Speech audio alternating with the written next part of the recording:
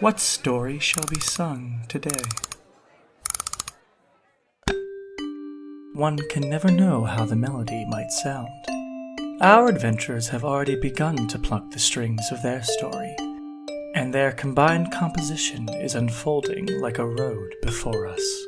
Okay, so we got back to the White Castle after all the Skinball stuff, and our house staff and friends and family were like, yo, let's celebrate your win! And all of us were like, okay, fine. And then Dogma, Yelena, and Hal talked about Shay being taken by the Beast and had some info about the half and half hex sleep stuff. And long story short, we all kind of just said, let's schedule a meeting for the next day, because it's a lot. Later, Sean told us that he and Ma went snooping for things that Arathia did while puppeting him and figured out through one of his ledgers at the Rag that some precious gems were given to Seraphima by Arathia, which is like big spooky. Fiara also said that the Rousseaus have always had some like freaky, mysterious benefactor or something. I don't know. Anyway, Issa and Casimir had a weird convo about how at the Skinball match, Kaz disguised himself to look like Brycea and then went to Alona and was like, yo, give me some info. To which Alona was like, yeah, Wash's parents used to be friends with Seraphima, but then lost favor somehow and were also betrayed by you, Brycea. And then Casimir was also like, by the way, so your parents are being tracked by Arathia, but I can't really do anything about it unless I go to the Onyx Obscurity, which is like the opposite of good. Issa wasn't super happy about any of it. Fiara and Finley teleported to the wilds to see if they could yank any info out of Balthazar, and he was like, sure, if I can go and roam the area for a night outside my cell. And they were like,